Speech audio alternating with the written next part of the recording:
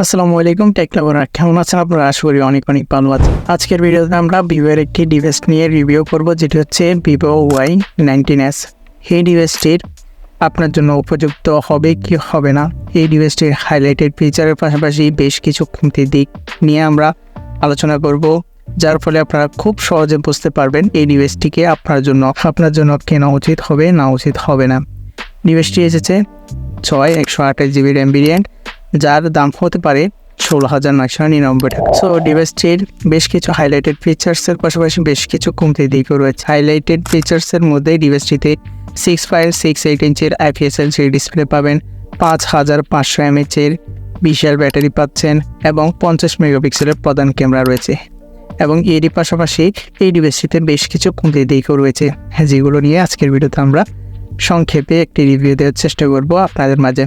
তো চলুন বেশি কথা না বলে শুরু করি। আর যারা আমাদের চ্যানেলে নতুন হয়ে আছেন তো তাহলে অবশ্যই ভিডিওতে লাইক করে চ্যানেলটি সাবস্ক্রাইব করে আমাদের সঙ্গে থাকবেন। তো শুরুতে যদি ফোনটির ডিজাইন এবং ডিসপ্লের দিকে আসি, তো তাহলে ফোনটির ডিজাইনটি খুবই বাজেট ফ্রেন্ডলি। ফোনটির ডিসপ্লে হিসেবে রয়েছে 6.68 ইঞ্চের IPS LCD ডিসপ্লে, যা 90Hz রিফ্রেশ রেট সাপোর্ট করে, যার রেজুলেশন 720x1608 পিক্সেল, যা এই বাজেটের মধ্যে মোটামুটি ভালোই বললে চলে, কিন্তু রেজুলেশনের দিক থেকে এই বাজেটে একটু কম রেজুলেশন বলে মনে হয়। ফোনটির ক্যামেরার দিকে আসলে ফোনটির প্রধান ক্যামেরায় রয়েছে 50 মেগাপিক্সেলের প্রধান ক্যামেরা এবং সেলফি ক্যামেরা রয়েছে মাত্র 5 মেগাপিক্সেলের সেলফি ক্যামেরা।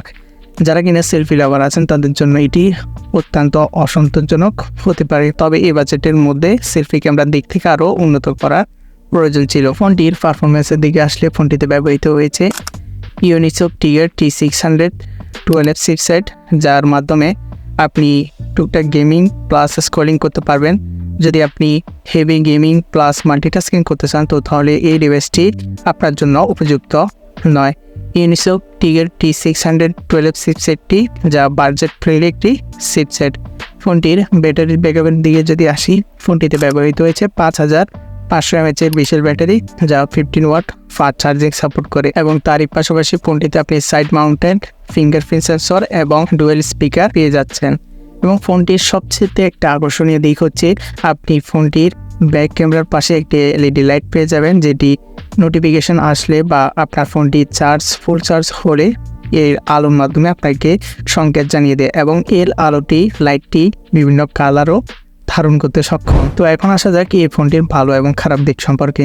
ফোনটির ভালো দিকের মধ্যে রয়েছে 6.68 ইঞ্চির IPS LCD ডিসপ্লে, যা 90Hz রিফ্রেশ রেট সাপোর্ট করে, এবং 5500 mAh battery, side mounted fingerprint, dual speaker. অন্যদিকে খারাপ দিকগুলোর মধ্যে আসলে ফোনটিতে মাত্র 5 মেগাপিক্সেলের ক্যামেরা ব্যবহার করা হয়েছে, যা সেলফি লাভারদের জন্য অসন্তোষজনক বলে মনে হয়। চিপসেট হিসেবে Unisoc Tiger T612 চিপসেটটি, যা বাড়ি বা হেভি গেমের জন্য উপযুক্ত নয়। যারা মাল্টিটাস্কিং করতে চান তাদের জন্য এই ডিভাইসটি একদমই উপযুক্ত নয়।